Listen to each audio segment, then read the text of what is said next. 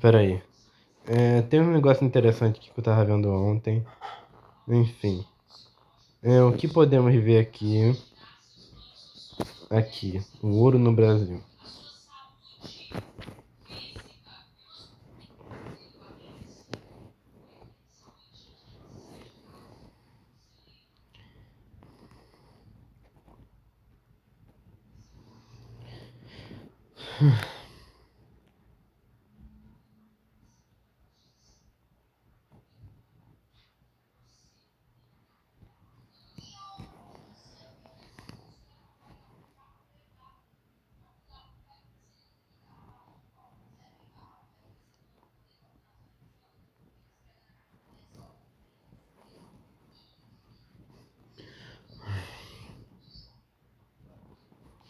Uma moeda foi oferecer.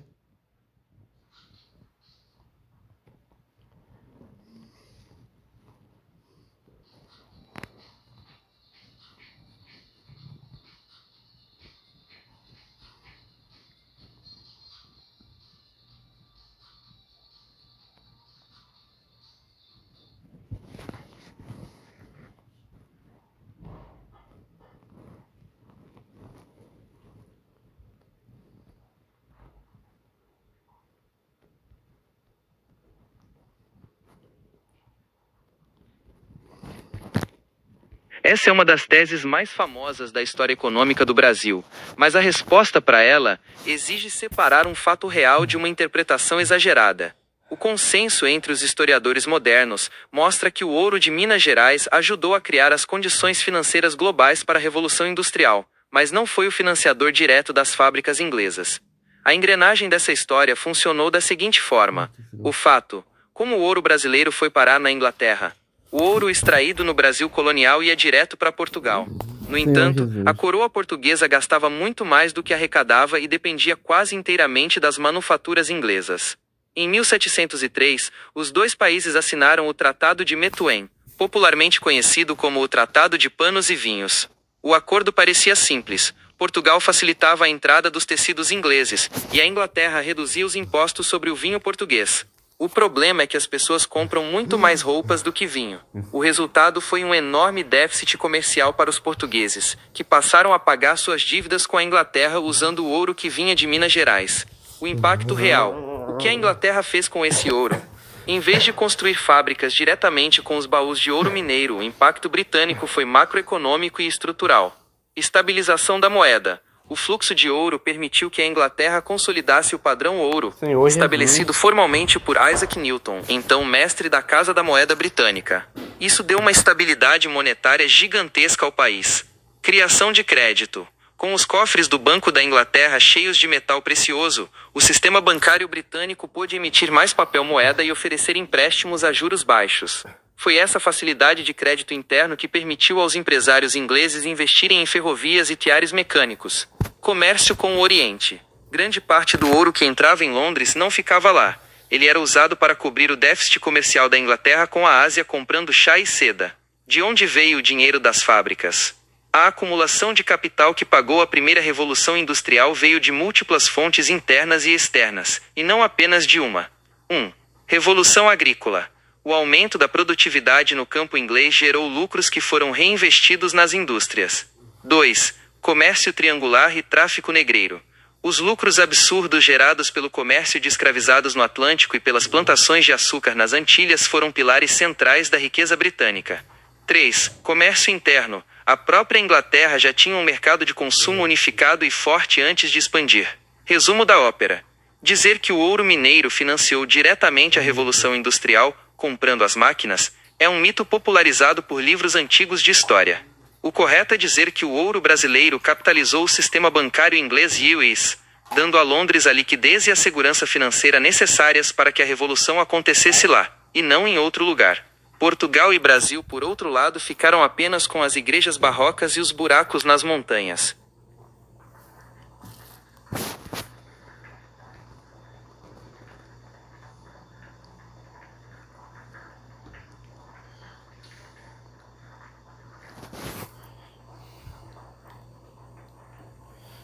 Foi precisando.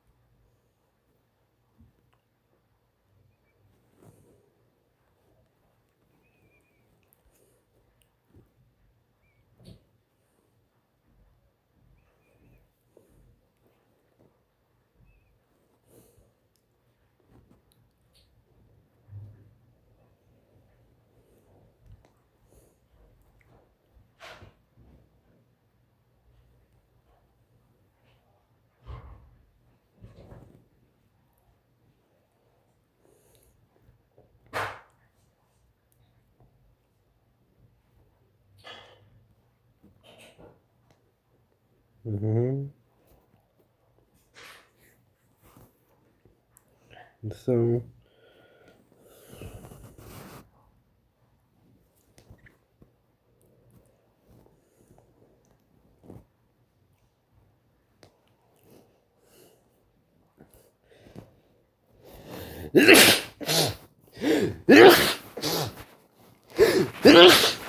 Duas colunas.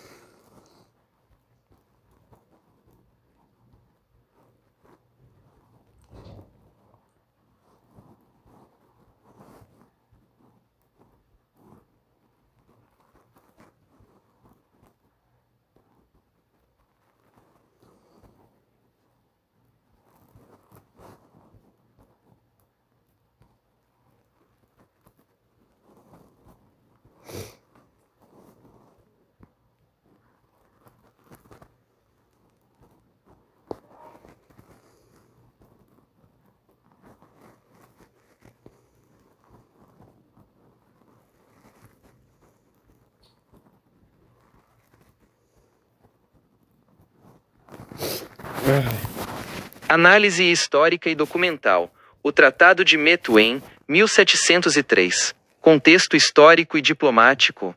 O documento conhecido como Tratado de Methuen foi assinado em Lisboa no dia 27 de dezembro de 1703.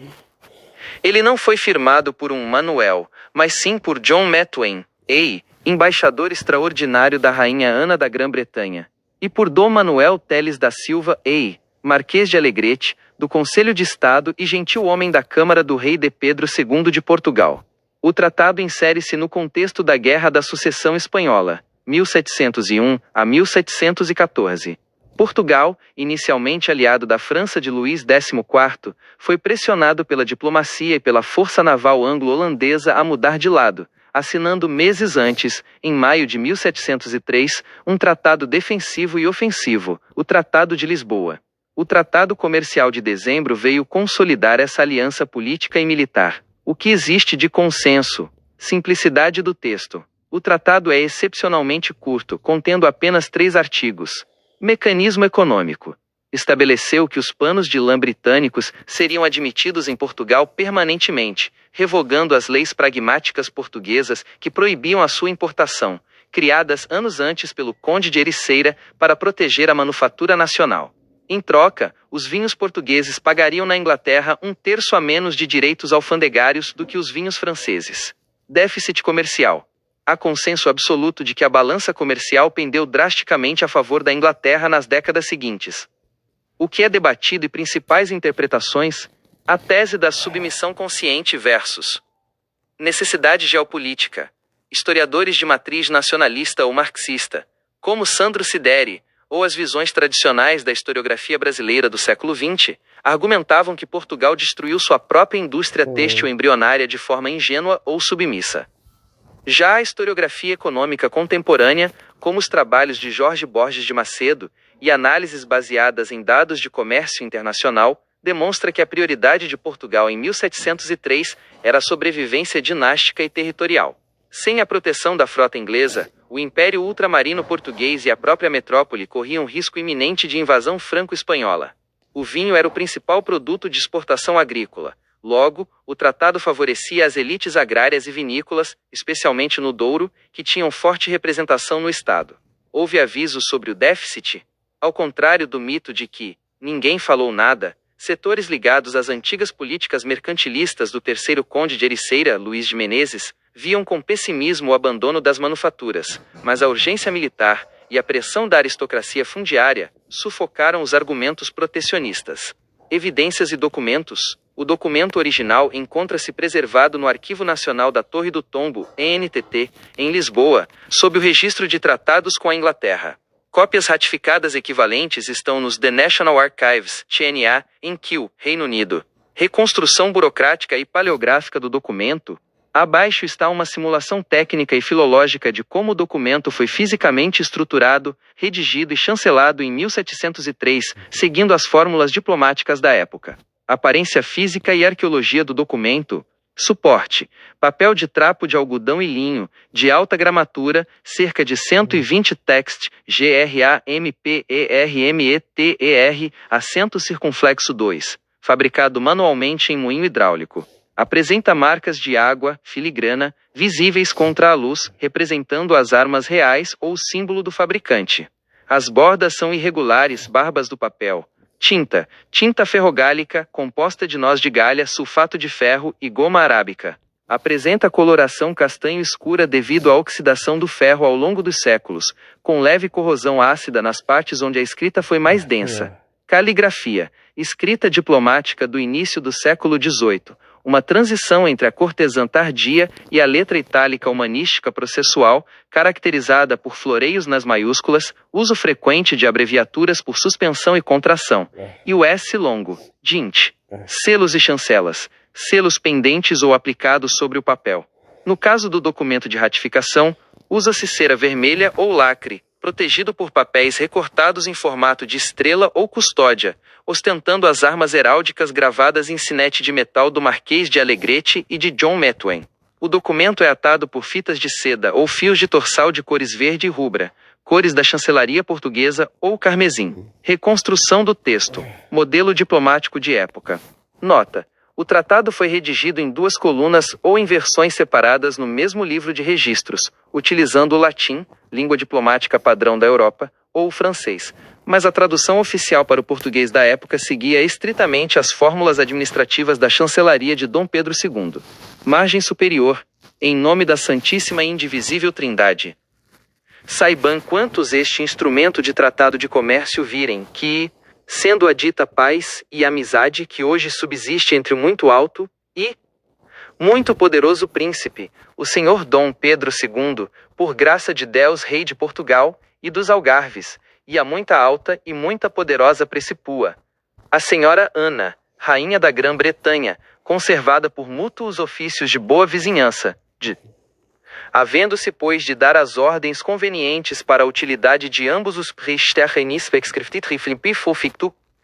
reinos, conveio-se pelos ministros plenipotenciários abaixo assignados a saber, pola parte de Sua Majestade Fidelíssima, o ilustríssimo e excelentíssimo senhor Manuel Teles da Silva, Marquês de Alegrete, Conde de Vila Maior, Senhor dos Cavaleiros, Comendador de S. João de Moura do Conselho de Estado de Sua Majestade e seu gentil homem da Câmara, e pola parte de Sua Majestade Britânica, o Senhor João Methuen, armigero membro do Parlamento da dita Grã-Bretanha e embaixador extraordinário em Portugal. Artigo 1º. Sua Majestade é o Rei de Portugal promete tanto em seu próprio nome, como no dos seus sucessores, admitir para sempre daqui em diante no Reino de Portugal os panos de lã, e mais manufacturas de lã de Inglaterra, como era costume até o tempo em que foram proibidos polas leis pragmáticas, com a condição, porém, de... Artigo 2. Que Sua Majestade Britânica e seus sucessores serão obrigados para sempre daqui em diante a admitir no Reino da Grã-Bretanha os vinhos de Portugal, de sorte que em nenhum tempo se haja de exigir costume, ou direito a algum polo dito vinho, debaixo de nome de alfandega, pelo qual se deva pagar mais do que a terça parte da legataria, ou direito que se exigir de igual quantidade de vinho de França, Artigo 3. Os ditos plenipotenciários prometem que as ratificações deste tratado serão entregues reciprocamente dentro do espaço de 2 meses, em fé do que, nós os ditos plenipotenciários de Sua Majestade ao Rei de Portugal e de Sua Majestade Britânica, assignamos o presente instrumento e o selamos com os selos das nossas armas. Lisboa, aos 27 dias do mês de dezembro, do ano do nascimento de Nosso Senhor Jesus Cristo de 1703. Assinatura com sinal público e paráfrase. L.S. o Marquês de Alegrete. L.S. John Methuen. Limitações do conhecimento atual. Os livros de notas e minutas de campo dos secretários de Estado de Dom Pedro II, como os de Mendo de Foios Pereira, não registram detalhadamente os diálogos informais ocorridos nas salas do Paço da Ribeira. Portanto, o grau exato de resistência interna ao tratado é inferido a partir de cartas particulares posteriores e da rápida decadência das fábricas de lanifícios da Covilhã, uma vez que os diários de bordo econômicos da época não possuíam a precisão estatística moderna. Quanto mais rigor existe na análise, menor é o espaço para mito disfarçado de verdade.